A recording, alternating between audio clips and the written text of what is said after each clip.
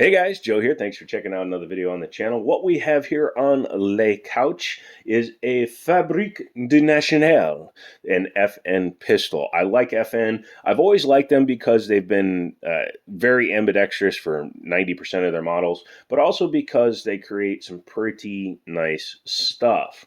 So when a lot of companies came out with a 22 long rifle, everybody looked to FN and said, when are you making theirs? Now, what's come recently has been what I would call a training pistol. So you have guns like the SIG 322, a 20 round, 22 long rifle. It's capable of being a training tool for either the 365 XLs or more accurately, guns like the 320X carries, things like that. Not 100% representative like a Glock 44, but still a training pistol. On that note, Glock 44, again, a training pistol for the Glock 19 size guns.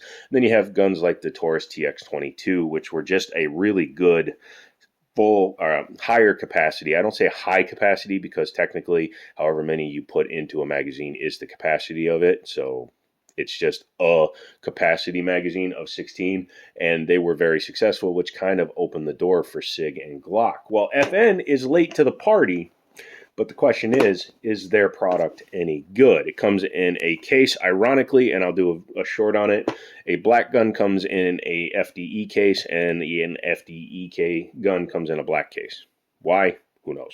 But inside of here, we have the FN 502. We'll show that it's clear first. Okay, set that back down. We'll take a look at the price tag. $499 has a MSRP of $519. $499 puts it more in line with the SIG 322 and the Glock 44, because obviously the TX22, you can get a competition version that's all kind of cut up with the 5.3 inch barrel. That's closer to 500, but this is more designed to compete with Glock and SIG. Overall, it's about the same size as an FN 509. However, this one is hammer fired, which we will get back to. Comes with two magazines in the box. As you can see, this one here has a 10 round capacity, and this one here has a 15 round capacity. Not the highest capacity, but there's also a very good reason for that. And it comes down to this mark on this side. This gun is actually not manufactured by FN. It's made to FN specifications, FN design, FN's requirements, but it's actually manufactured in Germany by Umarex. If you ever see UX on your gun, and there are quite a few out there, I believe the Colt, Walter Colt is actually built by Umarex as well. Umarex is the builder of this 22 long rifle. Umarex actually builds a lot of 22 long rifle pistols. People just don't know it because they're far more well known for manufacturing air guns and air gun replicas. I have an Umarex Legend sitting up on top of one of my gun safes right now. But overall, like I said, dimension-wise, it's very similar to the FN 509 Tactical. In fact, you can take a look at these magazines it comes with. They actually created a shell for the magazine so that it could actually be more similar to an FN 509. Going hammer-fired externally is a little bit odd. SIG has a hammer-fired in their 322, but they actually shroud the hammer, so it's more like their striker-fired guns. If I were FN, I would probably, for the second revision, if it gets one, go with an internal hammer. That way it just looks more like an FN. And additionally, the FN 57 has an internal hammer, so to say they can't do it would be a fallacy.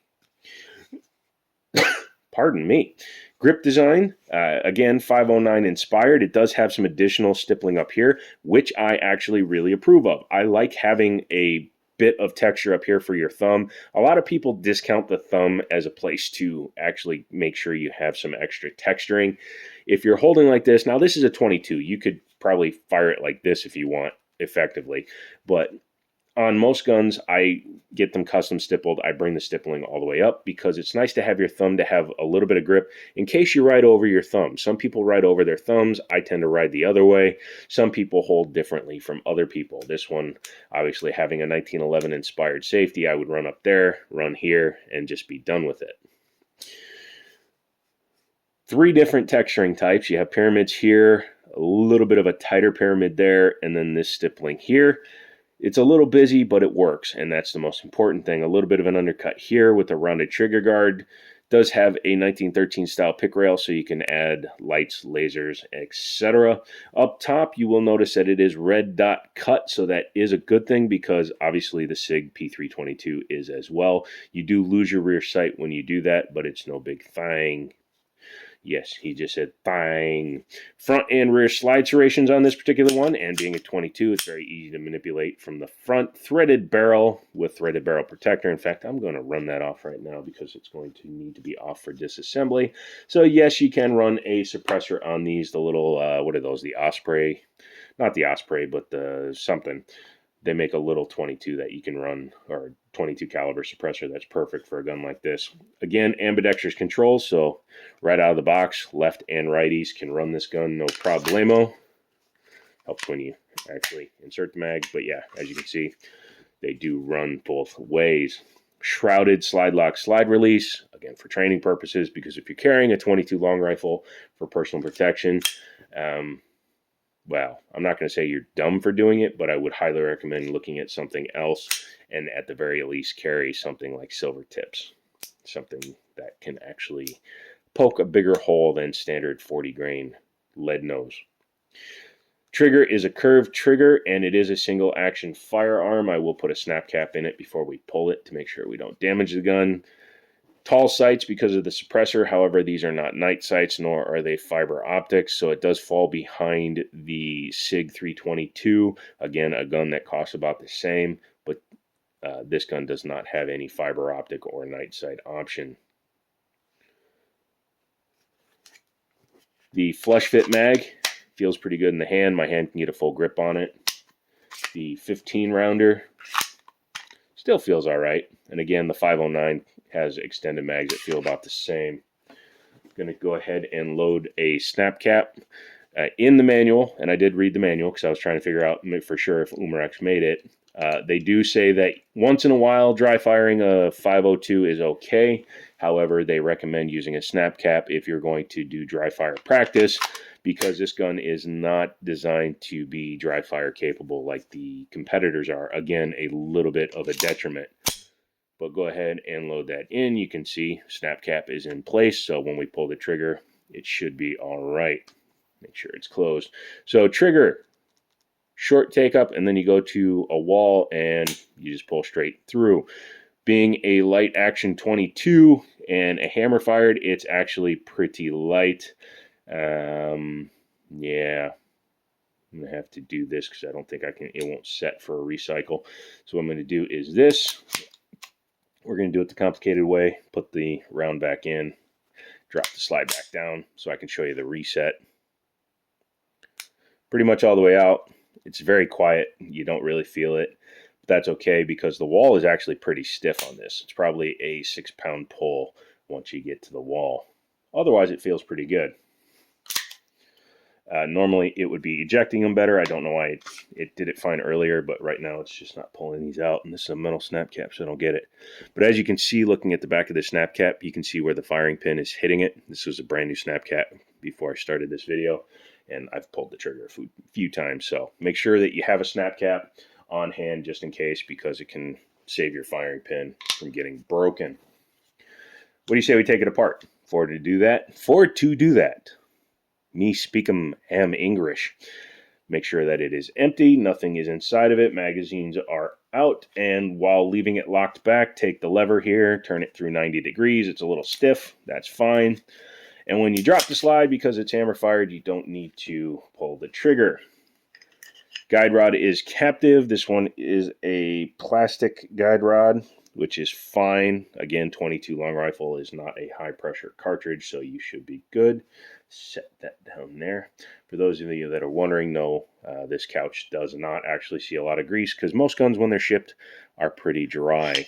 So thank you for that comment. Oh, you're ruining your couch.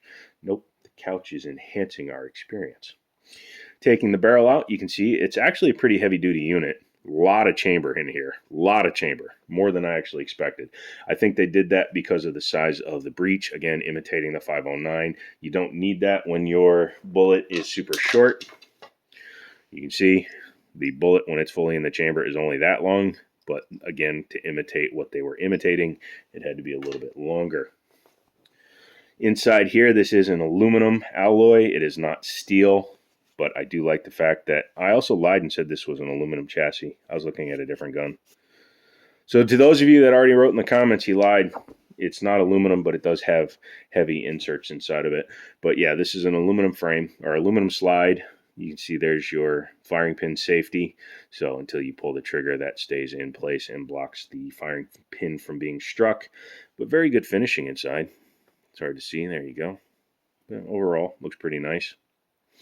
Squared off firing pin. I like that because it actually means it's probably a slightly thicker pin. Sometimes you see a very, very thin piece, almost like stamp sheet metal for a firing pin, and I don't like those. Looking at the frame is much heavier than the slide, which you run into with a lot of 22, especially ones with such big locking blocks in them and rear blocks. And I like this because they ran the full rails the length of the blocks that are inserted into the gun. The Smith & Wesson we looked at last did not have those, and it can make for a little bit more wobble in the slide to frame fitment. 99.9% of guns are more accurate than the shooter, so you're never going to really be able to tell. But if you're one of those Jerry Michalik type shooters, you can probably tell when you have a few thousandths of wobble in your slide for accuracy purposes. But like I said, for 99.99% of us, like me, who has massive nerve damage, I'll never notice it, but it is there just in case you are that nitpicky. But that's field strip, so those parts are the field strip firearm. You go ahead and reinsert the barrel. The barrel actually weighs more than the slide too. So most of this weight is kind of from overbuilding the gun, which I highly approve of. But yeah, it's something to keep in mind as you're looking at this if you're looking to purchase it. 1/2x28 pitch, so standard suppressors will fit on this particular gun. Make sure that your takedown lever is in the 90 degree or just past 90 degree setting when you're reassembling the gun. Otherwise, you can have a little bit of an issue when it comes time to reassemble it. But once you do that, you'll be able to clear it, bring the gun back, lock it into position, and you may have to fuddle with this because it's super stiff. Sorry, this is only my second time taking this gun apart, and it's a pain in the patootsky. There you go. You kind of fiddle with that as you're closing the slide, and it will pull forward and pull the tab back up. Again, one of those little fiddly things. It happens when they manufacture it through a third-party company who manufactures a lot of different guns. So this action is probably from another gun that they've repurposed into this frame, and that can cause a couple of issues. But overall, not terrible. Once you've done that, then you want to make sure you still have functionality. So grab your snap cap, put it back in your mag. Come on.